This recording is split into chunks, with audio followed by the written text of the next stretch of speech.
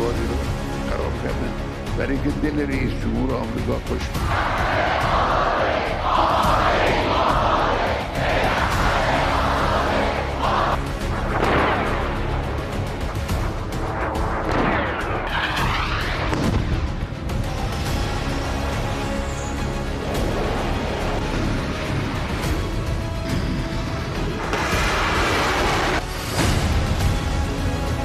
दिन दहाड़े हमले को तैयार ईरान, खामनेई का तख्ता पलट करेंगे ट्रंप।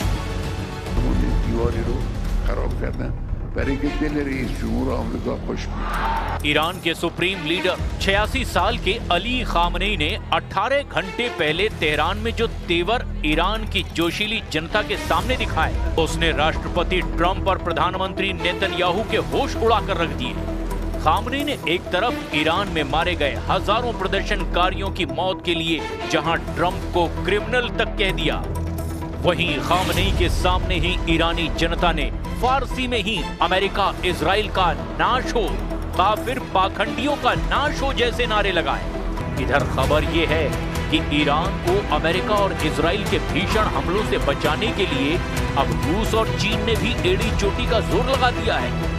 लेकिन इस पूरे बदलते घटनाक्रम की शुरुआत हम करते हैं अमेरिका के राष्ट्रपति ट्रंप और ईरान के सुप्रीम लीडर अली खामनेई के उन तेवरों से, जो चीख चीख कर कह रहे हैं कि जंग तो होकर रहेगी।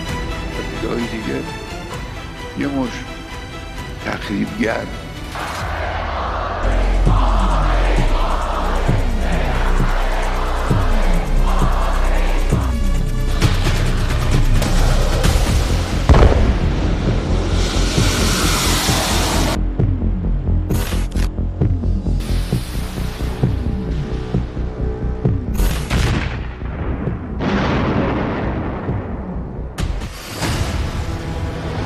अमेरिका इजराइल का सर्वनाश, खामनेई ने खाई आखिरी कसम। خودشون رو خراب کردن. مثلا فرض کنید فلان ساختمان دیواری رو خراب کردن برای اینکه دل رئیس جمهور آمریکا خوش بیاد.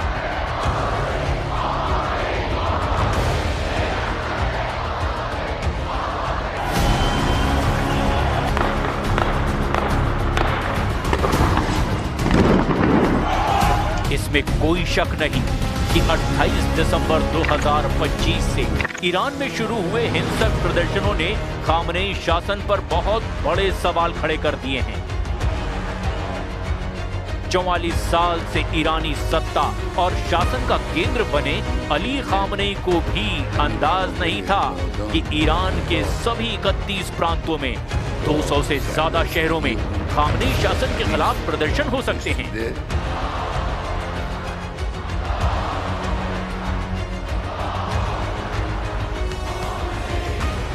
IRGC का हिंदी में पूरा नाम इस्लामी क्रांतिकारी गार्ड कोर यानी इस्लामिक रिवोल्यूशनरी गार्ड कॉर्प्स है। इसे फारसी में सिपह-ए-पासदारान भी कहा जाता है। दावा किया जा रहा है कि इसने बेरहमी से प्रदर्शनकारियों को कुचल डाला है। कुछ मीडिया रिपोर्ट्स का दावा है कि ईरान की IRGC के अधिकारियों ने माना है कि 5000 से ज्यादा प्रदर्शनकारी मारे गए हैं, जिसमें 50 के करीब तो सुरक्षा बल के हैं। द संडे टाइम्स की एक रिपोर्ट के मुताबिक ईरान के भीतर डॉक्टरों के एक नेटवर्क ने अनुमान लगाया कि मौतों का आंकड़ा 16,000 से 18,000 तक जा चुका है। ऐसे हालात में खामनेई शासन के खिलाफ अमेरिका और इजराइल ने हमले क्यों नहीं किए, वो भी एक बड़ा सवाल है। लेकिन कुछ रिपोर्ट्स में दावा किया गया कि ईरान ने अपने जंगी तेवरों से अमेरिका और इजराइल को बैकफुट पर धकेल दिया।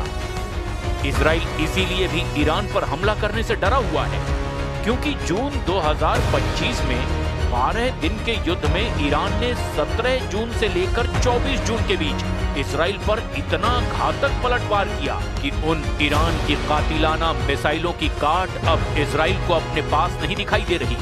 वो तो ट्रंप ने आखिरी वक्त पर ईरान पर दबाव डालकर युद्ध रुकवा दिया, वरना इजराइल की राजधानी तेल अवीव का हाल भी गाजा जैसा हो जाता। और यही वजह है कि ईरान के सुप्रीम लीडर अली खामनेई ने दहाड़ते हुए राष्ट्रपति ट्रंप पर ऐसा हमला किया कि ट्रंप भी सकपका गए। अब मजबूरी में ट्रंप भी ईरान के सुप्रीम लीडर पर तीखे हमले कर रहे हैं। जरा दो तस्वीरों के जरिए देखिए कि कैसे दोनों एक दूसरे पर अब वार पलटवार कर रहे हैं। مجرم میدانیم هم به خاطر تلفات هم به خاطر خسارات.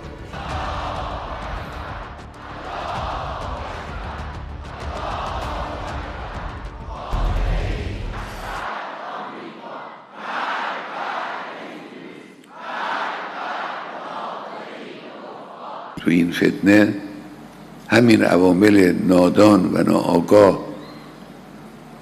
با سردستگی اون عناصر خبیث و آموزش دیده کارهای بدی کردن. ईरान का operation true promise 4 US Israel पर हमले की तैयारी। इजरायली प्रधानमंत्री नेतन्याहू और राष्ट्रपति ट्रंप के बीच हाल के ही दिनों में मुलाकात हुई। रिपोर्ट्स के मुताबिक इजराइल अमेरिका पर दबाव बना रहा है कि ईरान के परमाणु ठिकानों पर दूसरे दौर के हमले यानी राउंड 2 स्ट्राइक्स किए जाएं। ईरान का आरोप यह है कि प्रदर्शन इजराइल और अमेरिका की खुफिया एजेंसियों की बड़ी साजिश के तहत ईरान में हो रहे हैं और ये हिंसक प्रदर्शन उन्हीं के इशारे पर हैं। लेकिन साथ ही साथ ईरान ने अपनी जंगी तैयारी में भी कोई कोर कसर नहीं छोड़ी है। आप जरा देखिए, ईरान का ऑपरेशन ट्रू प्रॉमिस 4 अगर इजराइल और अमेरिका के खिलाफ होता है तो ईरान कौन कौन सी मिसाइल और हथियारों का इस्तेमाल कर सकता है।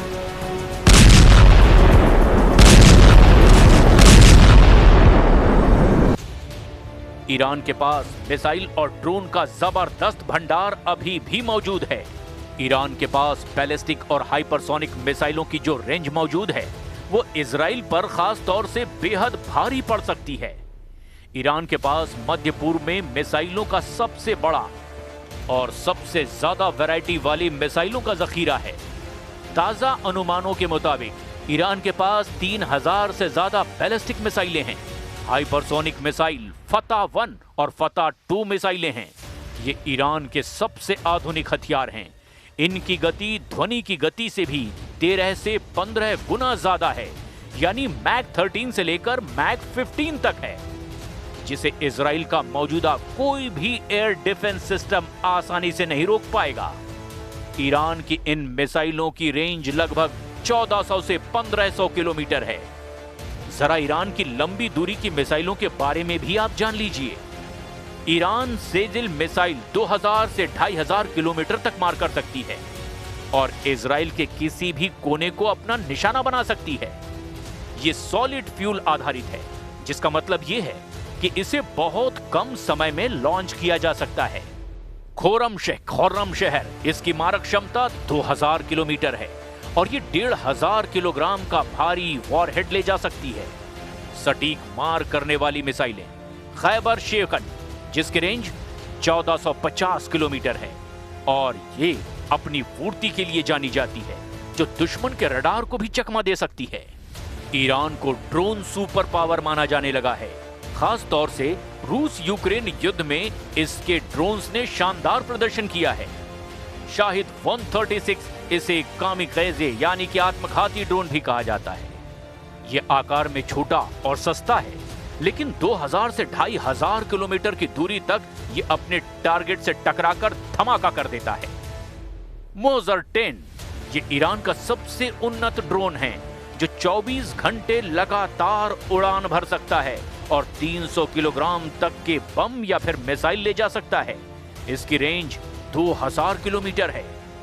शाहिद 107 ये एक नया टोही और हमलावर ड्रोन है, जिसे विशेष रूप से स्वार्म अटैक यानी कि दर्जनों ड्रोन का एक साथ हमला करने के लिए डिजाइन किया गया है। ईरान की क्रूज मिसाइलें पावे बेहद खतरनाक मानी जाती हैं, जो 1650 किलोमीटर तक मार कर सकती है और बहुत कम ऊंचाई पर उड़कर रडार से बच भी सकती है। ईरान का सुपर कैविटेटिंग टॉर्पीडो हुट पानी के नीचे 360 किलोमीटर प्रति घंटे की रफ्तार से चलता है, जो दुनिया के किसी भी युद्धपोत के लिए बहुत बड़ा खतरा है।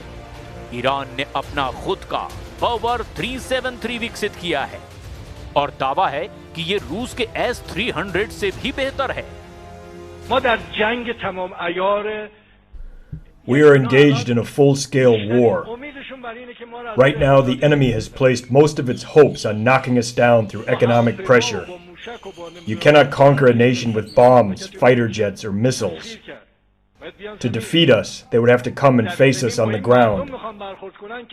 And if they were to confront this nation on the ground, if we remain determined, united, and committed to working together to make our country proud, it would be impossible for them to bring Iran to its knees. अब देखना ये होगा कि अगले 24 घंटे से 48 घंटे के अंदर ईरान और अमेरिका इजराइल के हमलों से निपटने के लिए आखिर क्या-क्या करते हैं।